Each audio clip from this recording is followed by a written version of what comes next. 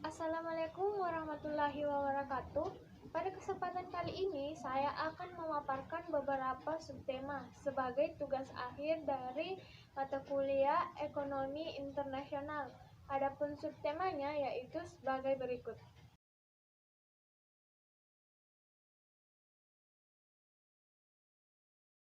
Tema pertama yang ingin saya bahas yaitu hubungan bilateral. Definisi dari perjanjian bilateral. Bilateral berasal dari kata yang artinya dua, sehingga dapat dikatakan bahwa bilateral merupakan kerjasama antar dua negara. Ada banyak sekali perjanjian bilateral yang tersebar di seluruh dunia, dan masing-masing kerjasama tersebut memiliki tujuan dan maksud tersendiri berdasarkan kepentingan negara yang melakukan kerjasama tersebut. Namun biasanya ada beberapa poin yang menjadi tujuan dalam kerjasama antar negara, khususnya kerjasama bilateral. Beberapa bidang yang biasanya menjadi tujuan kerjasama bilateral antara lain yaitu bidang ekonomi, bidang politik, bidang militer, dan bidang teknologi dan transportasi. Tujuan kerjasama bilateral. Ada banyak sekali tujuan kerjasama bilateral dan tujuan tersebut disesuaikan dengan kepentingan kedua negara yang menjalin kerjasama. Secara umum, tujuan dari kerjasama bilateral adalah memajukan kedua negara yang menjalin kerjasama. Adapun beberapa tujuan dari kebijakan bilateral antara lain yaitu untuk memasarkan produk suatu negara ke negara lain. Kedua, untuk mendapatkan bahan kebutuhan yang diperoleh apabila di negara sendiri tidak memproduksinya. Ketiga, untuk memperoleh investor untuk kemajuan perekonomian suatu negara. Keempat, untuk memperoleh ilmu teknik militer yang lebih maju. Kelima, yaitu untuk menjalin persahabatan dengan negara lain. Manfaat dari kerjasama bilateral. Kerjasama bilateral pasti memberikan manfaat bagi kedua pihak.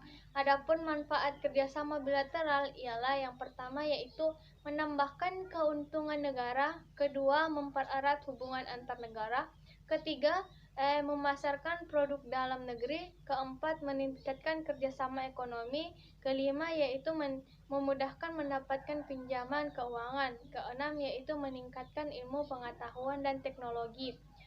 Contoh hubungan bilateral yaitu seperti hubungan kerjasama antara Indonesia dengan Brunei Darussalam, di mana kerjasama bilateral Indonesia dengan Brunei Darussalam terjadi dalam bidang ekspor-impor, di mana Indonesia mengekspor berbagai bahan seperti sayur, buah-buahan, pakaian jadi, dan kendaraan ke Brunei, dan Indonesia juga mengirim tenaga pengajar ahli ke Brunei. Sementara Brunei sebagai negara penghasil minyak bumi terbesar di dunia yaitu mengekspor minyak bumi ke Indonesia. Tema selanjutnya yang ingin saya bahas yaitu kurs, di mana pengertian kurs secara sederhana adalah harga atau nilai suatu mata uang dalam mata uang lainnya. Kurs biasanya ditetapkan oleh bank sentral suatu negara. Kurs juga disebut sebagai perbandingan nilai. Artinya, jika kita menukarkan mata uang yang satu dengan mata uang yang lainnya, maka akan menghasilkan perbandingan nilai atau harga dari kedua mata uang tersebut. Adapun sistem dari kurs yaitu ada beberapa jenis cara yang dilakukan pemerintah dalam menentukan nilai tukar mata uang asing. Beberapa metode tersebut meliputi sistem kurs tetap, sistem kurs bebas atau mengambang, dan ketiga sistem tingkat mengambang terkendali, atau ini adalah kombinasi dari dua sistem sebelumnya.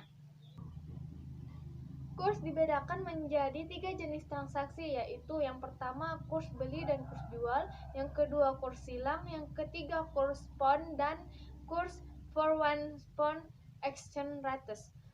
Adapun faktor yang mempengaruhi pergerakan nilai tukar mata uang antara dua negara yaitu yang pertama perbedaan tingkat inflasi antar dua negara, kedua perbedaan tingkat suku bunga antar dua negara, ketiga neraca perdagangan, keempat yaitu hutang publik, kelima rasio harga pokok dan harga ekspor, keenam yaitu kestabilan politik dan ekonomi. Baik, tema selanjutnya yang ingin saya bahas yaitu ekspor impor dalam tarif, pajak, dan dumping. Ekspor impor. Ekspor adalah kegiatan menjual barang ke luar negeri. Orang yang melakukan kegiatan ekspor disebut dengan eksportir. Adapun barang yang dijual disebut dengan ekspor. Sedangkan untuk impor adalah kegiatan membeli barang dari luar negeri sesuai dengan ketentuan dan peraturan yang berlaku. Orang yang melakukan kegiatan impor disebut dengan importir. Adapun barang yang dibeli dari luar negeri disebut dengan impor. Ada tujuan dari ekspor impor yaitu untuk membuka pasar baru di luar negeri, memperoleh laba berupa devisa, untuk memperoleh harga yang lebih tinggi. Kebutuhan masyarakat importer terpenuhi. Tarif dalam ekspor dan impor merupakan pungutan yang dibebankan untuk semua barang yang melewati batas negara, baik untuk barang masuk maupun barang yang keluar. Sistem tarif dalam ekspor-impor digunakan untuk menentukan besarnya tarif yang berlaku pada setiap barang yang diperdagangkan secara internasional. Ada beberapa jenis tarif yaitu tarif tunggal, tarif umum atau konvensional, dan tarif preferensi. Pajak ekspor dan impor. Pajak ekspor merupakan pajak yang dikenakan pemerintah untuk kegiatan ekspor. Pada umumnya, pajak ini hanya menyasar pada jasa kena pajak dan beberapa barang kena pajak saja. Pajak dalam rangka impor atau PDRI adalah pajak yang dipungut oleh Direktorat Jenderal Bea dan Cukai atas impor barang. Pajak dalam rangka impor menjadi salah satu pungutan yang dikenakan terhadap importir di luar bea masuk dan cukai. Bea masuk dihitung dengan berdasarkan pada nilai pembeaan, sedangkan pajak dalam rangka impor dihitung berdasarkan nilai impor. Dumping. Dumping adalah penjualan barang secara besar-besaran di daerah pemasaran lainnya. Tujuan dumping adalah untuk bisa masuk dan menguasai pasar internasional. Atau cara ini dilakukan oleh para produser yang ingin mempertahankan produksi produk yang kurang laku di pasaran dalam negeri. Tema selanjutnya yang ingin saya bahas yaitu OBOR atau One Belt One Road. OBOR adalah sebuah program visi global yang dicanangkan oleh Presiden Tiongkok. Program ini dicetuskan untuk memperlihatkan bentuk keseriusan Tiongkok dalam rangka menghadapi persaingan global.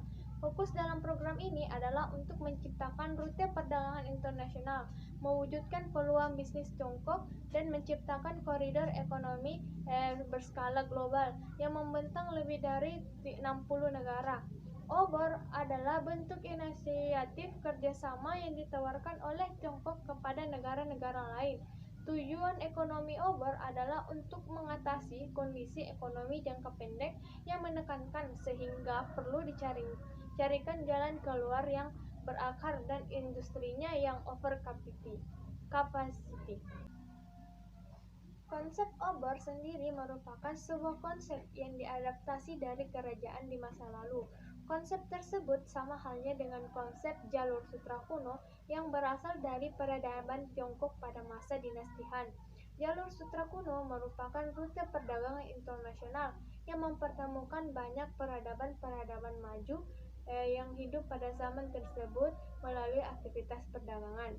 Sehingga untuk mengulang masa kerajaan tersebut, Presiden Tiongkok menghidupkan kembali konsep jalur sutra baru melalui program OBOR. OBOR ini sendiri terdiri dari dua komponen cakupan jalur, yaitu jalur sutra darat dan jalur sutra laut. Beberapa faktor utama untuk membangun jalur pembangunan OBOR adalah dengan yang pertama itu memperkuat komunikasi kebijakan yang dapat membantu atau memberikan lampu hijau bagi kerjasama ekonomi. Kedua, memperkuat koneksi jalan atau infrastruktur. Yang ketiga itu memperkuat fasilitas perdagangan. Keempat, memperkuat kerjasama keuangan. Kelima, memperkuat hubungan people to people. Kelebihan dan tantangan realisasi obor. Kelebihan dari program ini adalah menyediakan dana yang besar bagi anggotanya. Manfaat yang dapat diambil Indonesia dari adanya sistem obor adalah sebagai pengembangan industri dan investasi asing, serta pembangunan infrastruktur. Tantangan realisasi obor. Dalam merealisasikan obor, tentu memiliki banyak tantangan dan hambatan. Salah satunya adalah peramalan eksternal yang bersifat politik. Dilema selanjutnya yaitu Indonesia dalam perdagangan internasional. Perdagangan internasional adalah sebuah kegiatan jual beli yang dilakukan oleh dua pihak yang berbeda negara. Perdagangan ini bukan hanya melibatkan antar negara saja.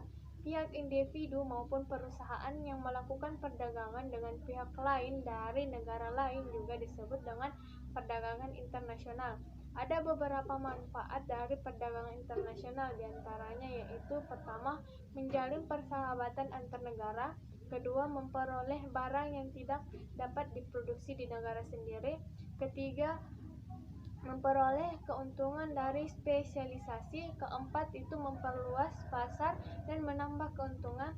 Kelima, transfer teknologi modern. Banyak faktor yang mendorong suatu negara dalam melakukan perdagangan internasional. Di antaranya adalah sebagai berikut. Yang pertama itu faktor alam atau potensi alam. Kedua, memenuhi kebutuhan barang dan jasa dalam negeri. Ketiga, itu keinginan untuk memperoleh keuntungan dan meningkatkan pendapatan negara. Keempat, yaitu adanya perbedaan kemampuan pengusahaan, ilmu pengetahuan dan teknologi dalam mengelola sumber daya ekonomi. Kelima, adanya kelebihan produk dalam negeri sehingga perlu pasar baru untuk menjual produk tersebut. Dalam beberapa dekade terakhir ini, perdagangan internasional sebagai salah satu bagian dari kegiatan ekonomi atau kegiatan bisnis menunjukkan perdagangan yang cukup pesat. Di era meningkatnya perhatian dunia usaha pada kegiatan bisnis internasional, perdagangan dalam negeri dikendalikan oleh perdagangan internasional yang menjadi perdagangan dalam ini bertransportasi atau berubah menjadi perdagangan global, yang mana seluruh dunia menjadi pasar global. Indonesia melalui keanggotaannya di WTO diharapkan dapat mendorong tatanan perdagangan internasional menjadi lebih baik, sehingga juga dapat meningkatkan nilai tambah ekonomi dari perdagangan internasional yang membawa manfaat yang besar bagi pertumbuhan ekonomi bangsa serta meningkatkan kesejahteraan negaranya atau rakyatnya. Bagi suatu bangsa atau negara, pencapaian tingkat pertumbuhan ekonomi seperti yang direncanakan atau diperkirakan, keberhasilan mengurangi angka pengangguran dan menciptakan stabilitas inflasi merupakan suatu ukuran keberhasilan kebijakan dalam perekonomian negara tersebut. Oleh karena itu, hal tersebut maka negara-negara berusaha untuk mencapai tingkat pertumbuhan ekonomi yang optimal dengan cara melakukan berbagai macam kebijakan dalam perekonomian negaranya. Tema selanjutnya yang ingin saya bahas yaitu TKI dan devisa negara. Dunia kini telah memasuki abad 21, di mana abad perkembangan teknologi dan informasi bergerak dengan cepat. Bahkan hal-hal yang dahulunya tidak pernah terbayangkan, kini semuanya dapat terjadi. Hadirnya perdagangan global telah meruntuhkan tembok-tembok penghalang transformasi teknologi dan informasi ke berbagai negara, sehingga tenaga kerja dunia berbondong-bondong meningkatkan negara untuk mengisi pekerjaan di negara lain yang menawarkan upah yang lebih tinggi.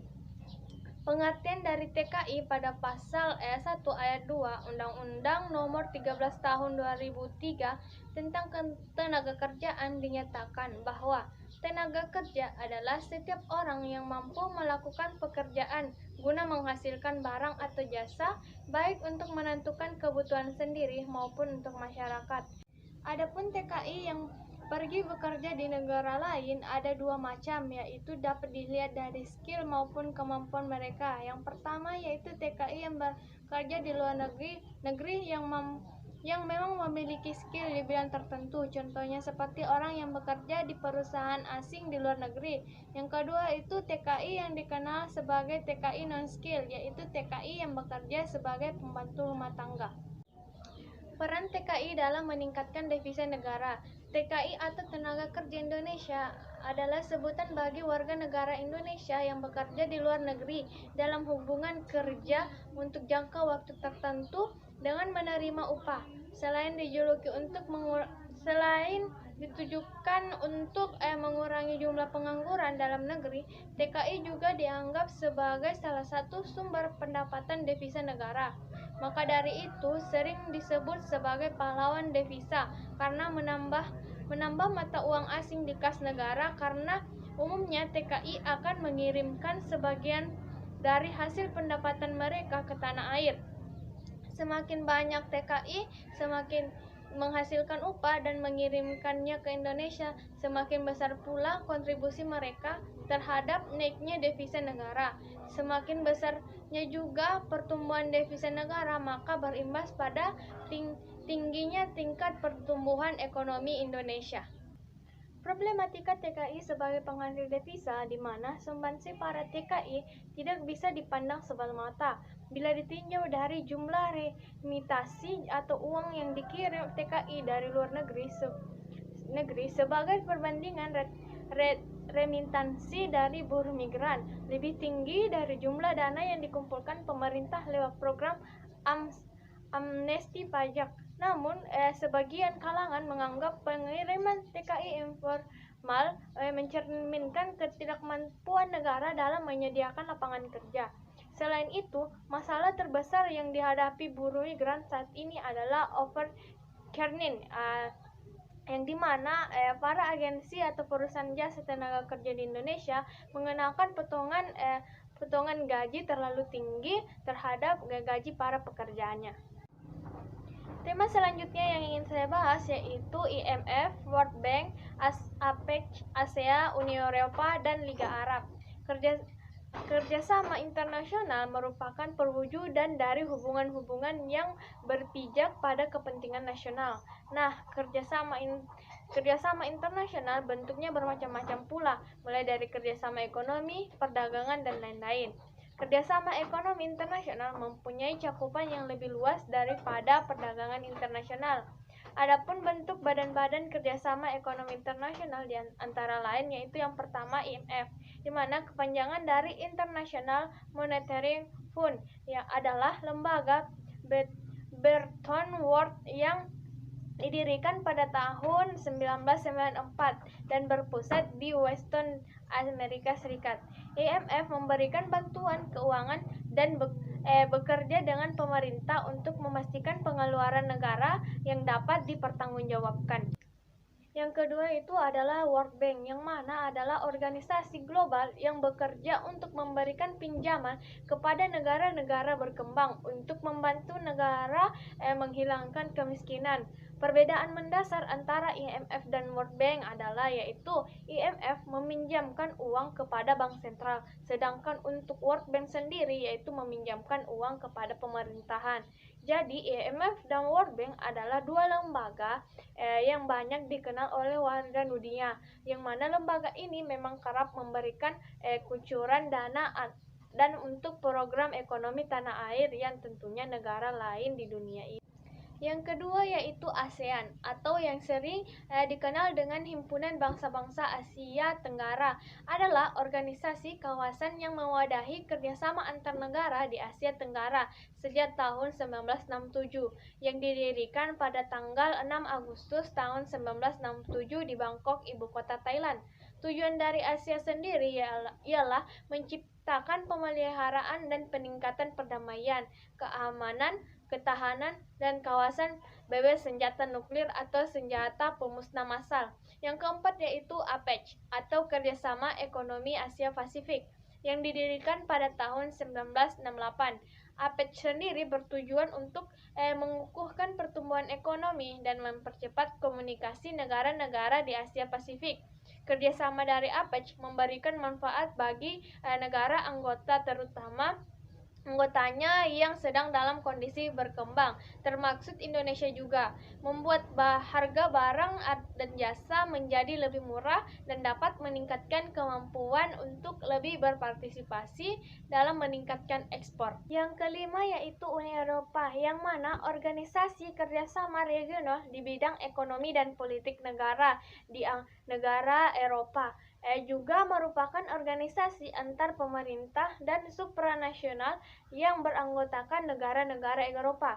Tujuan dari perbentukan Uni Eropa ialah untuk menjalin kerjasama antar negara anggota di bidang ekonomi yang fokus terhadap keleluasaan gerak sumber produksi, manusia atau sumber tenaga kerja, hasil produksi dan jasa tanpa tarif atau minimal dengan keseragaman tarif yang rendah. Yang keenam yaitu Liga Arab, yang dibentuk untuk mendorong pertumbuhan ekonomi kawasan Arab. Selain itu juga guna menyelesaikan perselisihan di antara para anggotanya, yang mengkoordinasi tujuan-tujuan politik para anggota Liga Arab, membentuk sebuah dewan yang setiap negara bagian menerima satu suara. Tema selanjutnya yang ingin saya bahas yaitu saham-saham internasional yang terdiri dari Indeks Harga Saham Gabungan atau IHSG yang pertama kali diperkenalkan pada tanggal 1 April 1983. Namun hari dasar perhitungan IHSG adalah 10 Agustus 1982. IHSG sendiri mempunyai 3 manfaat utama, yaitu sebagai penanda arah pasar, pengukuran tingkat keuntungan, dan tolak ukur kinerja portofolio. Yang kedua yaitu New York Stock Exchange atau NYSE, yang mana adalah bursa efek New York yang merupakan bursa efek tertua di Amerika Serikat, sekaligus menjadi bursa tradisional terbesar di dunia. Perdagangan di lantai bursa dilakukan dengan sistem lelang ganda yang ditangani oleh pialang yang mewakili pembelian dan penjualan, dan oleh spesialis satu setiap efek yang terdaftar. Yang ketiga yaitu HSBC adalah salah satu organisasi perbankan dan layanan keuangan internasional terbesar di dunia, dengan kantor cabangnya di pasar yang mapan dan berkembang pesat, yang mana HSBC membuka kantornya di Indonesia pertama kali di Jakarta pada tahun 1884. Yang keempat itu KLSE, yang mana dahulunya dikenal dengan Bursa Saham Kuala Lumpur atau Kuala Lumpur Stock Exchange, yang merupakan sebuah organisasi induk bursa yang memberikan layanan berbeda yang berkaitan dengan perdagangan derivatif. Yang kelima yaitu Dow Jones. Indeks Dow Jones merupakan indeks tertua dan indeks yang paling dikenal. Indeks ini pertama kali diperkenalkan oleh para editor di harian The Wall Street Journal. Seiring dengan perkembangan ekonomi Amerika Serikat yang semakin mengarah menjadi industri, emiten-emiten dalam indeks Dow Jones pun berubah. Semakin sedikit perusahaan yang terkait dengan komoditas digantikan oleh perusahaan konsumen dan teknologi, sehingga indeks Dow Jones terus mengalami perubahan. Tema selanjutnya yang ingin saya bahas yaitu kebijakan luar negeri. Definisi dari kebijakan luar negeri menurut Mark R. Amstutz mendefinisikan kebijakan luar negeri, yang mana dalam definisinya ada 3 tekanan utama, yaitu tindakan atau kebijakan pemerintah, pencapaian kepentingan nasional, dan jangkauan kebijakan luar negeri yang melampaui batas kewilayahan negara.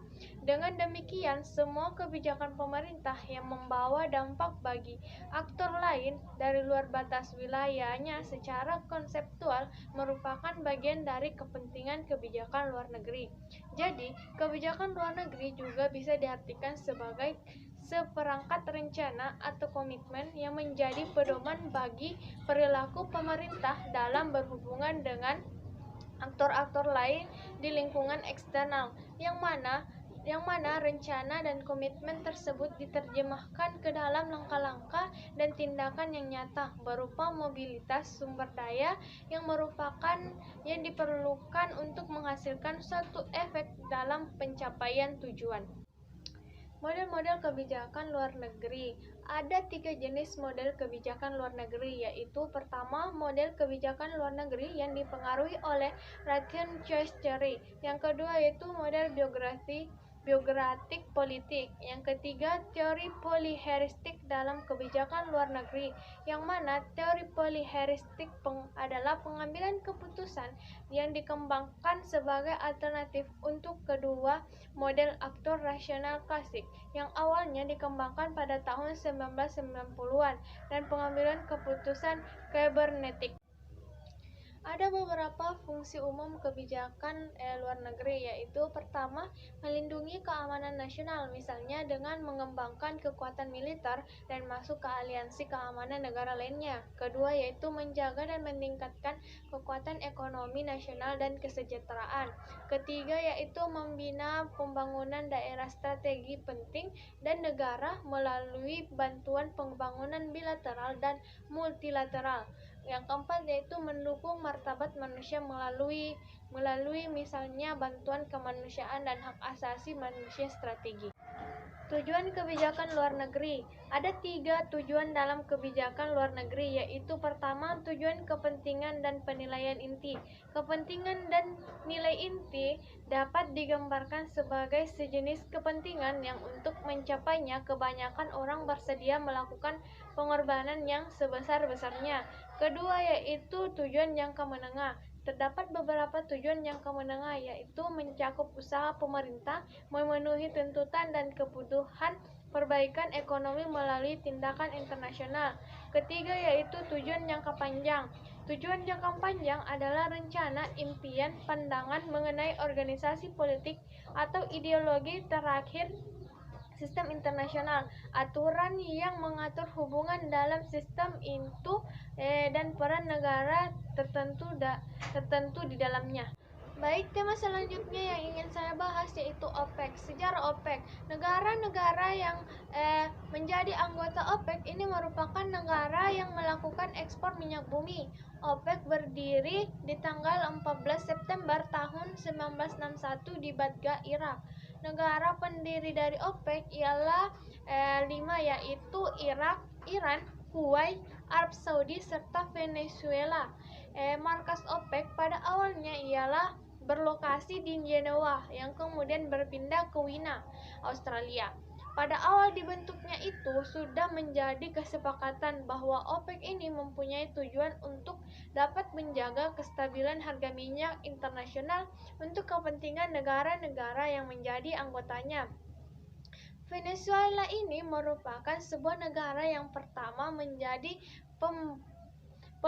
pemprakarsa pembentukan dari organisasi OPEC dengan mendekati Irak, Gabon, Libya, Kuwait, serta Saudi Arabia di tahun 1949. Pada tanggal 10-14 September tahun 1960 dilakukan pertemuan di Baghdad untuk mendiskusikan mengenai bagaimana cara melakukan peningkatan harga minyak mentah dari hasil tiap-tiap negara produsen minyak tersebut.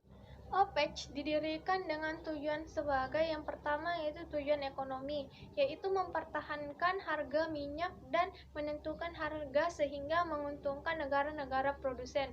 Kedua yaitu tujuan politik, yaitu mengatur hubungan dengan perusahaan minyak asing ataupun pemerintah negara. OPEC juga memiliki kebijakan-kebijakan lain, yaitu pertama menyatukan kebijakan perminyakan antar negara-negara anggota. Kedua, memenuhi kebutuhan dunia akan minyak bumi. Ketiga, menstabilkan harga minyak di dunia. Keempat, yaitu menentukan kebijakan-kebijakan untuk melindungi negara-negara anggota.